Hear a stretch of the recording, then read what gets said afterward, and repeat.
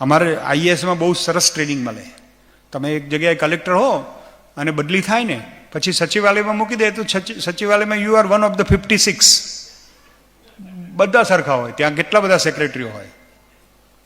અહીંયા બધા સાહેબ સાહેબ કરતા હોય, ત્યાં તમે તરત જ તમારો ઈગો નીચે આવી જાય. ના આવે તો બાકીના લોકો મહેનત કરીને લઈ આવે. ગાંધીનગર તો ગાંધીનગર છે, વેર ઇટ્સ મોર એસ્ટ્રોલોજીકલ દેન લોજિકલ. એટલે એની એક મજા છે. તો આ હાઉ જે છે, કેવી રીતે કામ કરવું, ઘણા લોકોની એવી પ્રતિજ્ઞા હોય છે. ઓફિસરો, તમે બધા સરકારી ઓફિસરો અહીંયા હોય તો માફ કરજો, પણ ઘણા ઓફિસરો એવી રીતે કામ કરે કે કોઈ ફરીથી બતાવે જ નહીં. આ એમનો કર્મયોગ છે કે આવી જાઓ તમે, એ બગાડીને જેવું મૂકે, પણ એને આનંદ નથી મળતો. એ માણસો ફ્રસ્ટ્રેટ રહે છે. તમે જુઓ તો અમુક રિટાયર્ડ માણસો હું જોઉં છું, જાણે 10 વર્ષનું કોન્સ્ટિપેશન હોય ને એવું ફેસ થઈ જાય. અરે યાર તમે મસ્તી મારો ને. મને હું આમ જબ્બો ને સુરવાલ પહેરીને નવરાત્રિમાં નીકળું ને તો અમારા બધા આઈએસ ઓફિસરો બહુ કહે કે તમે ગરબા ગાશો. પછી કોઈક આપણા જેવો હોય ને એને પણ થોડો તેજો દ્વેષ થાય કે તમે આઈએસ થઈને ગરબા ગાશો.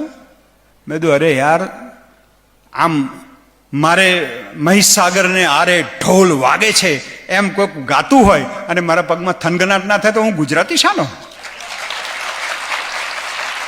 હું ગુજરાતી પહેલા છું, આઈએસ પછી છું, કલેક્ટર તો એના પછી છું. આ વળગણ છે ને, આ વળગણમાંથી બહાર નીકળવાનું છે. આપણે જેને પ્રેમ કહીએ છીએ ને પ્રેમ હોતો જ નથી. મને તો બહુ આજે મેં સવારે સેજ કહ્યું પ્રેમમાં સાચવજો. બધા બહુ પડવા આતુર હોય છે. હમણાં તો એક ભાઈ આવ્યા મારી પાસે સાહિત્ય અકાદમીમાં, મને કે સાહેબ મારે કવિતા લખવી છે, રમેશભાઈ ગઝલ લખવી છે. પછી મેં કીધું લખો પણ થોડી કાચી છે. મને કે સાહેબ એક વાત પૂછું અંગત. મેં કીધું પૂછો. કે સાહેબ પ્રેમમાં નિષ્ફળ જઈએ તો ગઝલ સારી આવે? મેં કોને કહ્યું? એટલે કે બધા બહુ લોકો કહે છે અને કે મેં તો મહેનત શરૂ કરી દીધી છે પ્રેમમાં નિષ્ફળ જવાની. મેં કીધું માંડી વા, ગઝલ કંઈ લખવી નથી, પેલીને સમજાવો એ તારી ગઝલ જ છે. એની જોડે જ રહેવાનું છે, એની જોડે મજા કર તું. આ ગઝલ લખવાથી કોઈ ફાયદો નથી થતો, પૂછી જો સાહેબને. બરાબર, તને શોખ હોય તો બરાબર. મને આજે સવારે પેલા બેને પૂછ્યું હતું કે તમને આ કવિતાનો શોખ? મેં કીધું આ શોખ નથી બેન, આ મારો વિસામો છે, આ મારું ઓશીકું છે. કવિતા મારું ઓશીકું છે. એના ઉપર હું માથું મૂકીને રડું છું, મને મજા આવે છે. જ્યારે હું એકલો પડું ત્યારે મને એમ થાય કે ઓ આવું થઈ ગયું, આવું થઈ ગયું. બહુ દુનિયામાં તો. અને મહાભારત એ હવે નાવ જે છે ને, નાવ આ હાવ કર્મયોગ. આપણે હજી કર્મયોગની થોડી વાત કરીશું, પણ નાવ છે ને, ચિન્મયાનંદજી બહુ સરસ સમજાવે છે. ચિન્મયાનંદજી એમ કહે છે કે કર્મયોગને સમજવું હોય તો now factor, the power of now. તમને ખબર હોય તો સ્વામી વિવેકાનંદ જ્યારે શિકાગોમાં પ્રવચન આપીને ઉતરે ને પછી એક સાયન્ટિસ્ટ એમને મળેલા. એમને કહ્યું કે હું આઈ એમ એ એથિસ્ટ, હું ભગવાનમાં માનતો નથી. વિવેકાનંદ કે વેરી ગુડ, બહુ સારું કહેવાય. એ કે હું તો નાસ્તિક માણસ છું, મારા ઘેર આવશો તમે? કે હા બિલકુલ આવીશ. આવીશ એમાં શું, તમે વૈજ્ઞાનિક છો, તમારા ઘેર આવવું મને ગમશે. કે કાલે આવશો કોફી પીવા? કે હા હું આવીશ.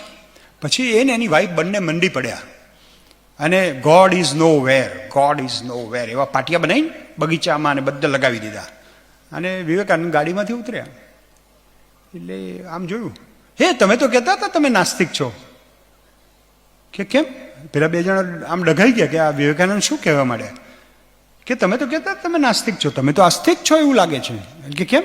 તમે તો ભગવદ્ ગીતા લખ્યું. આ તો અમારું વેદાંત છે. God is now and here, nowhere. એમને નાઉ એન્ડ હિયર વાંચ્યું.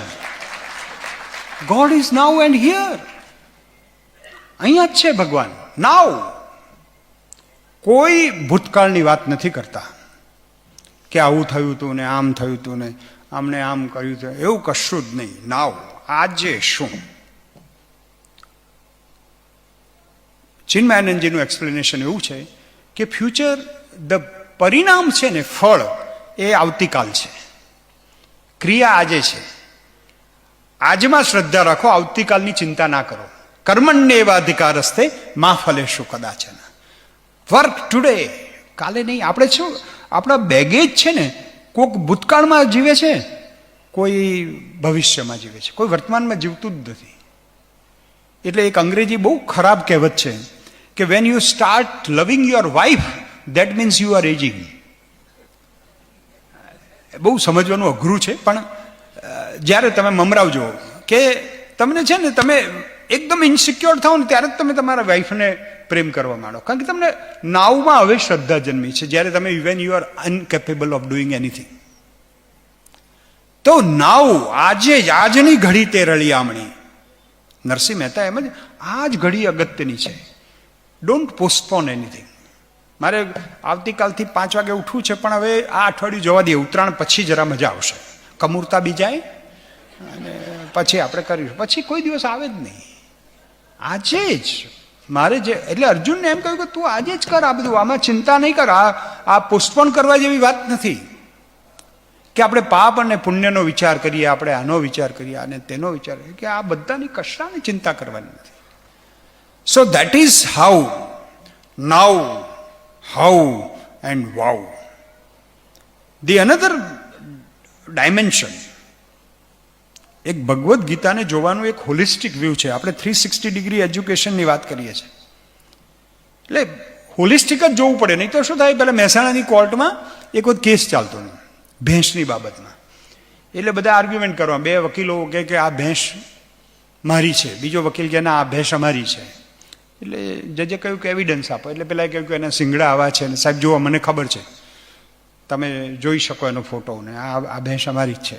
બહુ આર્ગ્યુમેન્ટ ચાલે.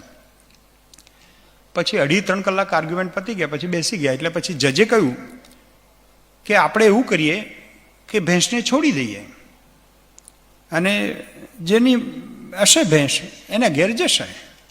તરત જ એક વકીલ ઊભા થઈ ગયા, તો પછી સાહેબ ન્યાય ભેંસે કર્યો કહેવાશે. આપને 1 લાખ રૂપિયાનો પગાર મળે છે, એનું શું? એમ આ તમારે ન્યાય કરવાનો છે. આપણે છે ને એટલા બધા બુકેશ થઈ જઈએ છીએ, આપણે સાહજિક થઈ શકતા નથી. કૃષ્ણ ભગવાન તમને સાહજિક બનાવતા શીખવે છે. નેચરલ થાવ. આર્ટિફિશિયલ બહુ લોકો થાય છે. એક વખત અમને કહ્યું, હું દાહોદનો પ્રભારી સચિવ હતો, મને પૂછ્યું કે વિકાસના કયા કયા ઇન્ડિકેટર્સ છે? તો બધાએ બધું બહુ કીધું કે સાહેબ રોડ આટલા બની ગયા છે. બધા સચિવોએ વર્ણન કર્યું, કે કોઈએ કહ્યું કે અમારા સ્કૂલના રૂમ થઈ ગયા છે, ને કોઈએ કહ્યું. મેં કીધું સાહેબ મારે સેજ જુદી રીતે કહેવું છે. મને કે શું? મેં કીધું ઝાલોદમાં, સંતરામપુરમાં, લીંબડીમાં, આ બધા ગામોમાં બ્યુટી પાર્લર બહુ ખુલ્યા છે. કારણ કે મેં તો આ વિકાસ થયો છે કે શું થયું છે? ટ્રાઇબલ લોકોને પણ જે છે એના કરતાં સારા દેખાવું છે. This will lead to artificial. તમે જે છો એના કરતાં વધારે દેખાવું અથવા કંઈક જુદું દેખાવું. એટલે અર્જુનને પહેલામાં પહેલું કહ્યું કે જો આ બધાનું કારણ મન છે, આત્મા છે, આત્મા તું જ છે, અને તારે જ તારા આત્માને કરવાનું. આપણે શાસ્ત્રનું વાક્ય છે ને, ધી અધર ઇઝ હેલ. તમે એવું માનતા હો કે તમને કોઈ બીજો માણસ સુખી કરી શકશે, તો એ અફવા છે. તમે જ you should take charge of your life. અર્જુનને એમ કહ્યું તારે જ આ બધા શાસ્ત્રોને બધું ભૂલી જા, તું you take charge of your life. અને એ લેવું હશે તો ભગવદ્ ગીતાની એક simple formula, it is called management of transformation, અને એની થિયરી છે ધ આસ્ક થિયરી.